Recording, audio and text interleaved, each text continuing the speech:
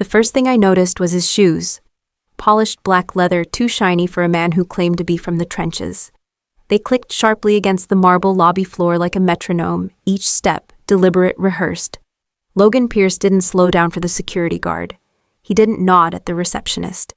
He just walked through the revolving doors with a posture that announced, "I belong here more than you ever did." From the glass wall of my corner office on the 9th floor, I could see the ripple travel upward. People straightened in their chairs. Conversations stopped mid-sentence. Even the intern, who always played lo-fi music too loud, pulled her headphones down.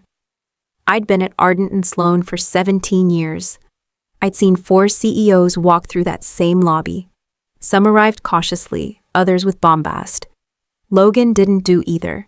He simply assumed the ground would shift for him. He was young, 34, maybe 35. The kind of man whose LinkedIn photo probably had a quote about disruption layered over a grayscale background. Word around the office was that the board had brought him in to modernize things, which everyone knew was code for layoffs are coming. I watched as he entered the elevator alone. No assistant, no entourage. Just a black tablet under one arm and that unnervingly calm stride. He didn't press any buttons. Someone inside had already done it for him. Downstairs, the receptionist sat, frozen hands hovering over her keyboard. Her eyes flicked upward toward the lights on the elevator panel. She caught me watching and quickly looked away. That was the first moment I felt a quiet warning in my chest. Like the pressure drop before a storm. Not panic, not yet.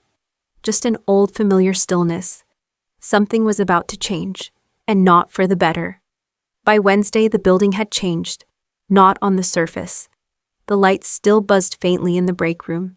The vending machine still jammed if you pushed B7 too hard. But there was a new tightness in the air, a stiffness in every conversation. People whispered even when no one was around. Jokes landed flatter. Eye contact became rare. Logan moved like a cold front, sweeping through departments, reviewing org charts, taking meetings without warning. One day, the head of compliance didn't return from a quick check-in. By Friday, her office was empty, the nameplate removed. No goodbye email, no explanation, just gone.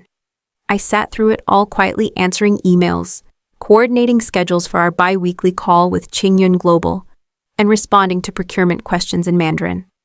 I kept my camera off during Zoom calls, not because I had something to hide, but because invisibility was safer, especially now. People around me reacted in waves. Some scrambled to make themselves useful, volunteering for every new initiative. Others froze, hoping not to be noticed. I didn't do either. I simply kept doing my job, the one no one really saw, but everyone benefited from. This wasn't the first time I'd seen a company get gutted from the top down. I had survived through 3 CEOs before Logan. One left after a health scandal, one was quietly pushed out after an SEC investigation, and the last tried to automate too fast and bled us dry in Q4. Each one had arrived with a mandate, a vision, a promise to clean house. And each one had failed to understand what the house was made of. Experience doesn't look like much in a spreadsheet. Relationships don't show up on balance sheets, but when they break, you feel it, especially in our line of work. That morning in the break room, someone made a joke about Logan trying to turn the company into a startup incubator. No one laughed. I stirred my tea in silence, eyes down, ears open. When a storm's coming, you don't outrun it. You brace. It happened during a Thursday morning strategy meeting, the kind where no one breathes too loudly and every word is a potential liability. Logan stood at the head of the conference table, sleeves rolled up just enough to look casual, flipping through a deck of slides faster than anyone could absorb. Words like agility, cost centers, and streamlining bounced around the room like rubber bullets. No one interrupted. No one dared. "We've been too comfortable," he said, flashing that thin PR-polished smile. "Too many legacy processes. Too many roles that don't scale. It's time to get lean." I didn't flinch. I'd heard it before.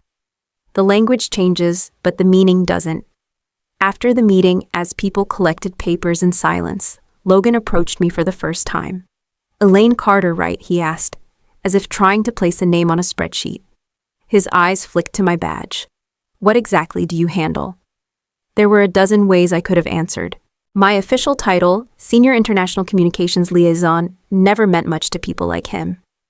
I manage our strategic partnerships with Qingyun Global and several other East Asian clients, I said calmly. I oversee communications, cultural navigation, etiquette, negotiations. He tilted his head slightly. So, translation, I smiled. Not bitterly, just enough to keep the air from freezing over. No, I don't just translate words. I interpret intention. I build trust. Our contracts with Qingyun weren't won on language, they were maintained through respect. He nodded absently, already half-turned toward the hallway. Well, good to know. We've been speaking with a few firms that offer multilingual solutions at scale. Could help free you up. Free me up. As if I were shackled to my usefulness. Of course, I said, tone smooth as glass. He didn't ask any follow-ups. Just walked off, leaving the scent of expensive cologne and misplaced certainty in his wake. I watched him go without blinking. In his mind, I was a cost, a relic, someone too quiet to matter, but I wasn't invisible. I was a pillar. And he'd just taken a hammer to the foundation. The meeting invite came at 9:12 a.m. Friday morning.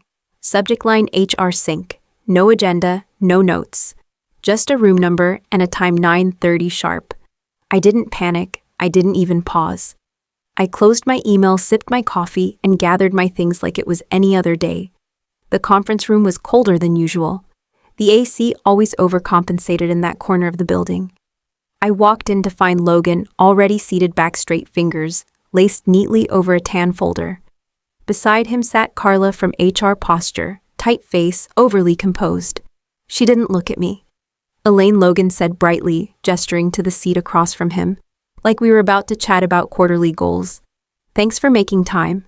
I sat, folded my hands, waited. We've been reviewing our internal structure, he began in that rehearsed voice people use when they're trying to sound sympathetic while reading off a death sentence. As we shift toward a more agile model, some roles, while valuable in the past, are no longer aligned with where we're heading. I didn't blink. Your position is being dissolved. We've partnered with an external agency that offers global language support, and we believe they can handle our international needs moving forward. Carla slid a beige envelope toward me. Severance, 2 months' pay, and unused vacation. Standard. Logan smiled like a magician revealing a trick he thought I'd be impressed by. I know this might come as a surprise, he added, but I assure you we'll be fine. I looked at him for a long moment, really looked. The tailored suit, the forced confidence, the boy playing boss. Then I nodded once and stood. I wish you good luck on Monday, I said. It was subtle the way his brow creased, just enough confusion to register the weight of what I'd said, but not enough to understand it. Thank you, he replied, almost reflexively. I didn't take the envelope. I didn't look back at Carla. I walked out with steady steps past desks that had gone quiet, past faces that didn't know whether to meet my eyes or avoid them. The elevator doors opened without a sound. I stepped inside. Monday would come. And it would not be kind. The weekend arrived like a soft exhale. No alarms, no morning rush. Just light through the curtains and the silence of a house that didn't demand anything from me. I made tea the slow way, steeped leaves instead of bags. Cleaned out my home office, not in anger, not in mourning, just to clear the space. My phone buzzed once on Saturday afternoon. A text from Claire DuPont, former VP of Strategic Growth at a partner firm we'd worked with years ago. Heard about the shakeup. Ridiculous. Call me. I did. By Monday morning, I had a virtual interview scheduled with Marston & Reed Consulting. They didn't ask surface-level questions. They asked about cultural codes, negotiation breakdowns, how I navigated nuance when contracts hung by a thread. They wanted experience, not flair. When I told them how I handled the initial language barrier with Qingyun's leadership, by shifting to indirect phrasing and aligning meeting schedules with their lunar calendar preferences, they listened. And nodded. By Monday afternoon, the offer was in my inbox. Higher pay, full autonomy, no micromanagement, a blank canvas, not a cage. I accepted without hesitation. That night, I ironed a clean navy blouse and set out a leather portfolio. Not for anyone else, for me. I wasn't stepping back into the ring. I was walking into a better arena. Across town, Ardent and Sloan was humming with nerves.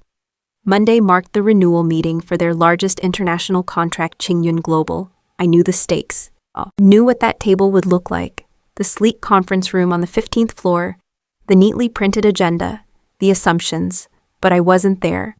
At 9:00 a.m., I stepped into the Marston and Reed building, sunlight catching the glass doors. The receptionist smiled, warm, real. I took the elevator to the 12th floor, greeted with handshakes, not suspicion. In my new office, smaller than the one I'd left, but somehow brighter, I opened my laptop and began reviewing case notes. No bitterness, no gloating, just quiet purpose. And the calm, certain knowledge that while Ardent scrambled to secure what they didn't understand, I had already stepped beyond them. The boardroom on the 15th floor had been set hours in advance.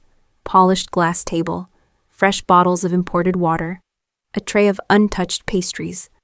Logan sat at the head posture squared phone, face down beside his leather-bound notebook. To his left and right were two of his hand-picked hires, Colin from analytics and Jenna from strategy. Bright, eager, underseasoned. Outside, the skyline pulsed beneath a pale gray sky. Inside, the tension buzzed like static. At precisely 10:00 a.m., Qingyun's delegation arrived. Mr. Zhang, Vice President of International Relations, entered first, sharp black suit, calm eyes. Flanked by two senior advisors, he greeted the room with a polite nod. No handshake, no small talk. Logan stood smiling the way salesmen do when they're too confident. "We're thrilled to have you," he said. "Let's get started." The presentation was polished. Bullet points projected figures, bold claims about agility and cost alignment. Logan spoke quickly, skimming through slides with buzzwords that sounded impressive, but meant little to the men across the table. Mr. Zhang remained expressionless. Then quietly, he raised a hand. "We would like to speak with Miss Elaine Carter," he said. Logan blinked. "Elaine," he repeated, trying to hide the surprise in his voice. "Ah, Ms. Carter is no longer with the company. We've streamlined our global communications through a third-party agency with broader capacity." Mr. Zhang said nothing at first. He turned to his advisors, exchanged a glance, then back to Logan. "I see." There was a pause so long it became uncomfortable. Jenna shifted in her seat. Colin coughed quietly. Finally, Mr. Zhang spoke again. Ms. Carter was not simply a translator. She understood our values, our expectations. Our trust was in her, not your systems. Logan chuckled too quickly. "I assure you our new structure." Mr. Zhang raised a hand again. "Not forcefully, just enough." "You have made a mistake," he said. "And it is not reversible." He stood. So did his team. "There will be no renewal of our agreement at this time." They left without waiting for a reply. Heels echoing against the marble, a sound louder than any accusation. Logan remained seated, lips slightly parted, blinking as if he'd misheard. Down the hall, whispers were already beginning. By noon, the $22 million deal was dead. And for the first time, Logan Pierce looked like a man who wasn't sure what he'd broken, but knew it couldn't be fixed. By Tuesday morning, the headlines had reached the trade forums. Qingyun pulls out of U.S. partnership with Ardent and Sloan. Cites loss of trust. The phrasing was polite, but inside the building it landed like a hammer. Investors wanted answers. The board called an emergency session. Department heads were summoned, documents demanded. No one had time for pleasantries, not even Logan. He stopped smiling in the hallways, started arriving early, leaving late. His new hires, once bold with ideas, began treading quietly, glancing over their shoulders. HR pushed out a staff morale initiative. No one signed up. By Wednesday afternoon, my phone rang. The caller ID was blocked, but I knew. I let it go to voicemail. He tried again an hour later, this time from the direct line at Ardent's 9th floor. I answered on the second ring. Elaine, Logan said, overly bright. "Hope I'm not catching you at a bad time." He didn't wait for me to say anything. Just kept talking, filling the silence with words he hadn't earned. "I thought we might chat, clear the air, maybe even collaborate again. Just smooth things over." He was trying to make it sound casual, but I could hear the strain under his voice. The too fast cadence, the desperation pressed beneath the charm. I leaned back in my chair, staring at the skyline outside my new office. "Collaborate?" I asked flatly. "Yeah, just on a consulting basis. No titles. Just you advising on how we can stabilize some of our key relationships. Obviously, you'd be compensated." I said nothing. He took my silence for hesitance. "It's not personal, Elaine. Things were moving fast. You know how it is. I think we both know you still have a lot of value. There it was. Still couldn't say he was wrong. Still couldn't say why I mattered. I'll meet with you, I said finally. Tomorrow. 9 a.m. My office. He exhaled like a man who thought he'd won something. Fantastic. I appreciate it. Really. Looking forward to it. I hung up without another word. The meeting wouldn't be about reconciliation. It would be a mirror.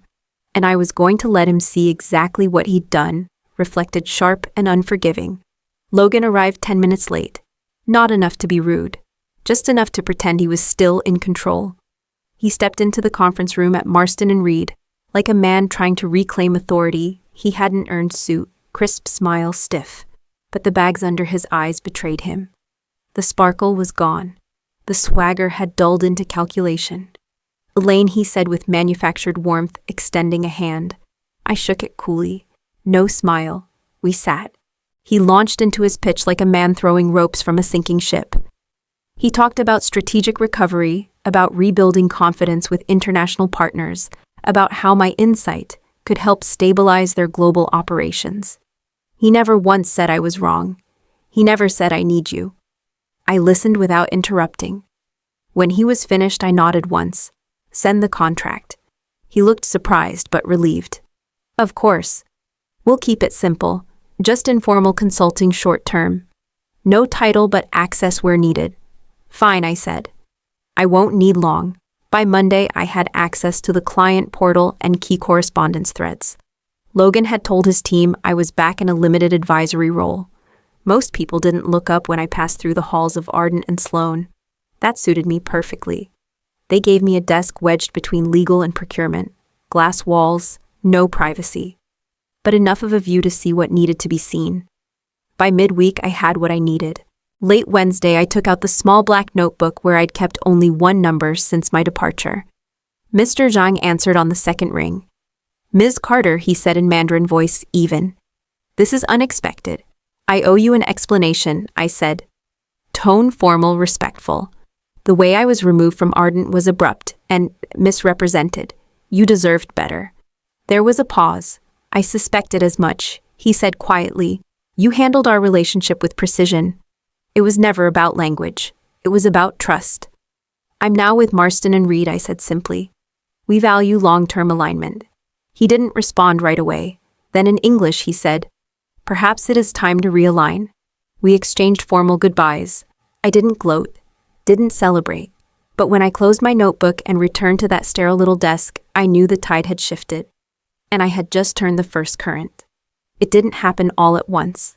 Companies like Ardent and Sloan don't collapse in explosions. They rot quietly, layers peeling beneath polished surfaces. Within the first week, another client, Midvale Logistics, paused all upcoming renewals. No press release, just a brief email citing strategic reassessment. The following Monday, a European tech distributor followed suit. No one said it outright, but everyone knew the pattern had started. Inside Marston & Reed, I said little. I attended quiet meetings, shared case histories, offered perspective when asked. I never mentioned Ardent by name. I didn't need to. People knew. Word traveled fast in our world, especially among those who'd once trusted their futures to men like Logan Pierce. At a dinner with a Japanese supplier, one executive leaned in after dessert and said, "We were wondering where you'd gone." I smiled politely. I haven't gone far. Just somewhere more consistent. By the second week, Ardent began to flinch. Emails leaked internal memos full of panic disguised as strategy. Logan called for rapid stabilization, demanded teams draft outreach scripts to reassure stakeholders. But confidence isn't a memo. It's earned slowly and lost all at once. By Friday, layoffs began again. First a handful, then a dozen. The severance packages were thinner this time. So were the smiles in the break room. I watched from a distance, not gleeful, not vengeful, just still. At Marston, we picked up 2 former Ardent clients without so much as a pitch deck. I let others handle the onboarding. My job was never to sell, it was to maintain, to guide, to restore what carelessness had broken. Logan didn't call again. He didn't need to. He could see the consequences, moving one quiet piece at a time, and somewhere beneath the noise he knew whose hand had nudged the first. And I I didn't look back. There was no need. Logan met me in the same glass-walled conference room where he'd once offered me consulting support. The walls felt smaller now, the air heavier. He looked thinner, less polished. His tie was loose, his voice frayed at the edges. "Elaine," he started, hands spread, trying to project calm. "I think we need to talk, really talk." I sat across from him, silent. "We're in trouble," he admitted. "But if we work together, if we reintroduce you formally, maybe with a new title, we could still recover some accounts." I studied him for a moment, then leaned forward. "I didn't sabotage you, Logan," I said. "I didn't leak anything. I didn't make calls on your behalf. I simply told the truth to the people who already knew it." He swallowed hard. "You did this," I continued, voice steady. "You replaced loyalty with arrogance, relationships with systems. You thought you were cleaning house, but you were burning the foundation." He tried to interrupt. I raised a hand and kept going. "You fired me because you didn't see me, because I didn't shout, because I didn't play the game. And now you want me back." He opened his mouth, but the words never formed. I stood. "You fired me for being invisible," I said. "So let me stay that way." And I left him there, surrounded by the wreckage he still didn't understand, clutching for lifelines he'd already cut. I never went back to Ardent and Sloan. There was no need, no final statement, no vindictive glare across a boardroom table. Instead, I spent that afternoon cleaning out a drawer at Marston and Reed. Not because I was leaving, but because I finally had room, literal and otherwise, for new beginnings. At home, I boiled water and poured a cup of oolong, the kind I used to drink during late-night calls with Chingyun's team. I sat by the window as the city exhaled into evening lights, blinking on across rooftops like stars returning to duty. Then I opened my laptop. My old employee login from Ardent still lingered on a saved browser tab, faded obsolete. I clicked on it once just to see. A loading screen, then a blank dashboard. No access. Of course. I smiled. Still, I opened my own files, found the outdated badge scan I'd once used for internal clearances, dragged it into the trash, emptied the folder without hesitation. No wait, no drama. Just done. Some endings don't come with fire or applause. Sometimes they arrive like a closing door that no longer creaks, or the final steep of tea leaves in a quiet kitchen, or the moment your name is no longer whispered in rooms you've already outgrown. Some endings aren't explosions. They're just silence finally heard.